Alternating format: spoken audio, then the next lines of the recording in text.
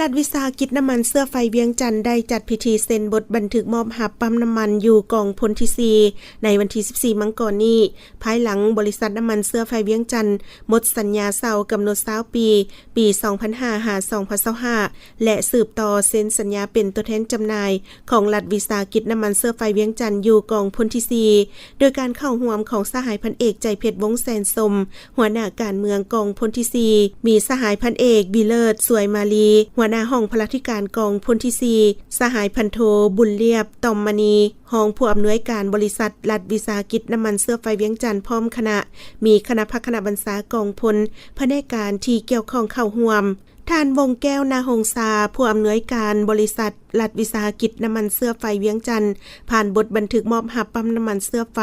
และสืบต่อสัญญาเป็นตัวแทนจำหน่ายน้ำมันเสื้อไฟระหว่างรัฐวิสาหกิจกับกองพลที่4ว่าด้วยความรับผิดชอบของสองฝ่ายปั๊มน้ำมันขายย่อยหับไส้สังคมทั่วไป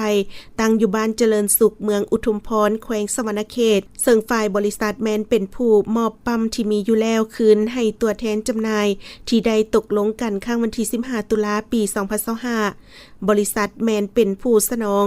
ป้ายโลโก้หัวปั๊มเบิกจ่ายน้ำมันจำนวน3หัวและแทงน้ำมันจำนวน2แทงให้กับปั๊มตัวแทนจำหน่ายนำไส้ส่วนอะไรเปลี่ยนถ่ายต่างๆแมนตัวแทนจำหน่ายเป็นผู้รับผิดชอบค่าใช้จ่ายนอกนั้นทั้ง2ฝ่ายยังได้ผัดเปลี่ยนกันขึ้นประกอบคำคิดคำเห็นอย่างกงไปกงมาเพื่อเห็นให้เนื้อในมีความครบถ้วนขึ้นตึมอีกพร้อมกันนั้นยังได้เซ็นบทบันทึกมอบหับปั๊มน้ำมันเสื้อไฟและสืบต่อสัญญาเป็นตัวแทนจำหน่ายน้ำมันเสื้อไฟ